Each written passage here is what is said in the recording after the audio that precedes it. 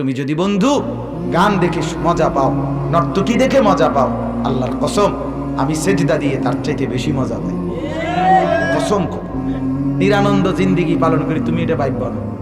আমরা যারা নামাজ পড়ি, আমরা যারা দিন নিয়ে থাকি, আমরা একবারে সুক্কা অথবা মজা নাই এমন জিন্দিগি আমরা লোক পালন করি না। না, এত বেকুব আমরাও ভাত মাছে খাই, আমরা সিরিয়াস ভাই না, ঠিক কিনা বলেন না কেন? তাইলে নিরানন্দ জীবন না। আজ 17 বছর আলহামদুলিল্লাহ মালিকের দয়ায় আল্লাহর কথা বলে বেড়াচ্ছি। তো রাত নাই দিন নাই, এই যে ছুটতে থাকা, এটার মধ্যে যদি কোনো মজাই না লাগতো, স্বাদই না পেতাম, তাহলে বলতাম তুমি গান দেখে মজা পাও, আমি আল্লাহর কোরআন পড়ে মজা পাই। ওই বোন নর্তকী দেখে মজা পায়, নাটক আর সিনেমা দেখে হাজারো পুরুষ, হাজারো মুসলমান নিজেদের ঘরে সিনেমার নাটক দেখে, রঙিন টেলিভিশনে রাত 12টা 1টা 2টা পর্যন্ত হিন্দি সিরিয়াল দেখে, নর্তকীর জিনার ব্যভিচার দেখে মজা পায়। আল্লাহর কসম ওই পৃথিবীতে এই দেশে হাজারো মুমিন মুসলমান সেই একই রাতে তাহাজ্জুদের সেজদা দিয়ে মজা পায়। চলো মিয়া, তোমারটাও মজা আমারটাও মজা, এই মজায় মজায় আগাও। হাসরের ময়দান অচিরেই দোস্ত, খুব কাছাকাছি, সেদিন প্রমাণ হবে কার মা আছে কার মা নাই। কেমনে রাইত হয়, কেমনে দিন হয়, তখনই টের পাওয়া যায়। যদি বলে না কোন সময় কিয়ামত, আচ্ছা মনে করেন না আরো 200 কোটি বছর পরে হইব, কিন্তু আপনি তো এর আগে মরে যাবেন। আপনি মরলে পৃথিবী আর থাকলে কি না থাকলে কি, কথা বোঝেন না? আমি তো গেছি গে। মনে করেন আমার মৃত্যুর পরে যদি পৃথিবীর সব মানুষ উন্নত হইয়া চাঁদের দেশে জায়গা, মনে করেন এখন আর মাটির কেউ থাকে না, সবাই মঙ্গল গ্রহে থাকে, তো থাকলো আর আমার লাভ কি? কথা বলেন না? আমি তো নাই, তা আমি তো শেষ। তো পৃথিবী আধুনিক হইলে কি, বিল্ডিং ভাঙ্গে আরো দালান হইলে কি, আমি তো নাই। এই জন্য বললাম ভাবতে শিখেন, আল্লাহর কোরআনকে কদর করেন জীবনে। এই আপনারা আমারে অনেক মহব্বত করেন, আমি জানি, আমিও আপনাদেরকে দিল দিয়া মহব্বত করি। মুরাদনগরের প্রতি ইঞ্চি মাটির সাথে আমার ভালোবাসার সম্পর্ক, এটা আমার একটা পেরেশানির মহব্বত। আজ সেই কতদিন থেকে, সেই 2004 সালে আমি প্রথম আসছি এই মুরাদনগর সোনাকান্দা মাদ্রাসায়। তো সেই থেকেই সম্পর্ক আজ পর্যন্তই ধারাবাহিক, আল্লাহ আনাইছেন আলহামদুলিল্লাহ। এই জন্য বললাম, মহব্বতের দাবিতে বললাম, ভালোবাসার দাবিতে বললাম। অনেক মুখ আমি চিনি, অনেক ভাইকে আমি মহব্বত করি, আমারে মহব্বত করে। এই মহব্বতের সব কিছুর বিনিময় আবেদন একটাই, চলেন আপনি আমি সবাই মিলে ইসলামকেই মানি, আল্লাহকেই মানি, রসুলকেই মানি, কোরআনকেই মহব্বত করি। এখানেই আমাদের সুখ। দুশ্মন যত, আমি সবসময় বলি বাজান, তুমি যদি রং ধরতে ধরতে দুশ্মনের, কাফের আর মুশরিকদের পুরাপুরি অনুকরণ করো, ওরা মুসলমান পরিচয় দিলেই জুলুম আর নির্যাতনের সময় তোমারে ছাড়বে না। এটা সত্য কথা, এটাই বাস্তবতা। ফিলিস্তিনে ইসরায়েলের ইহুদি কুত্তারা প্রতিদিন মুসলমানকে মারছে, প্রতিদিন। ওইখানে দাড়ি কাটা মানুষও আছে, প্যান্ট শার্ট ফিন্দিন না মুসলমানও আছে, যাদের রক্তে ভাসতেছে। ওরা ছাড়ে নাই।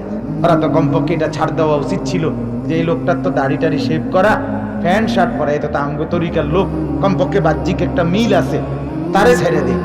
দুশ্মন বলে না ছাড়বি না, তো যেহেতু বলে মুসলমান,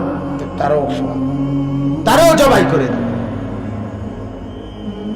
অতএব দুশ্মন কোনদিন আমাদের প্রিয় হবে না।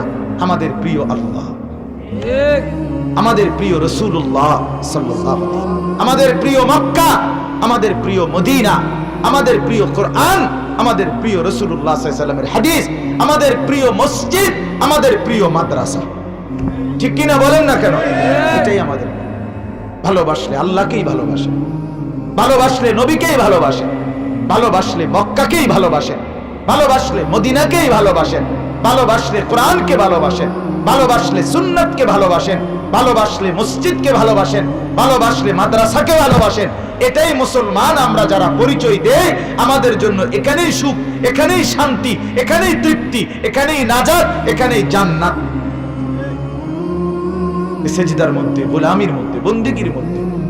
বিশ্বাস করো বাপ, কেমনে বললে মাঝে মাঝে মনটা চায় যে আমি, আমার দিল বলে মাঝে মধ্যে স্টেজ থুইয়া হ্যানে গিয়ে ওয়াজ করি।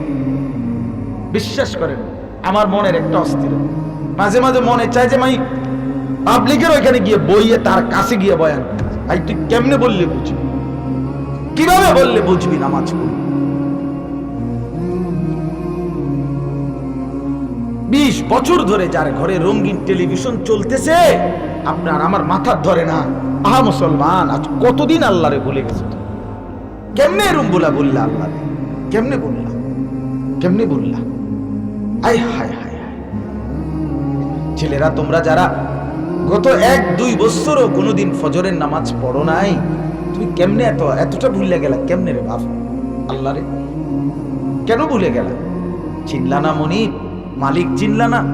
বানানেওয়ালা চিনলা না? কল্পনা করেন সেদিন তুরস্ক সিরিয়ায় এই যে ভূমিকম্প হইল, সেই ভূমিকম্পে আহা 50,000-এর চাইতে বেশি মানুষ তো দুনিয়া থেকে চিরবিদায় নিল। আর তাদের রাত ভোর হইল না, ভোর 4:15 বাজেই তারা এই ভূমিকম্পের ভবন ধসে শেষ হয়ে গেল। কল্পনা করেন তো, ওই দিন রাত 2টা পর্যন্ত যেই যুবক উলঙ্গ ছবি দেখছিল, মনে করেন ওইখানে মোবাইল দিয়া, তো তার শরীর ছিল নাপাক, কাপড় ছিল নাপাক, এই অবস্থায় তো আর তার ভোর হল না। বলো না বাপ, কল্পনা করেন তো তার গন্তব্য কোথায়? সে তো আর পাকও হইতে পারলো না, সে তো আর পৃথিবীবাসীকে বলতেও পারলো না, সে তো তাওবাও সুযোগ পায়। তার পরিণতিটা কি? তার গন্তব্য কোথায়?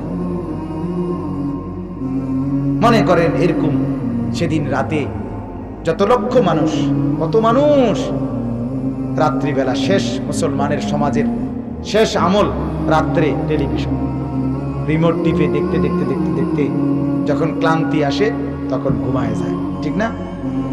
তো শেষ আমল হইল নর্তকী, সিনেমা, নাচ গান দেখে দেখে শেষ শুইছে। ওই রাত যাদের ভোর হয় নাই তাদের গন্তব্য। এমন একটা রাত যদি তোমার জীবনে ভোর না হয়, বলো না ভাইয়া কি হইতে পারে?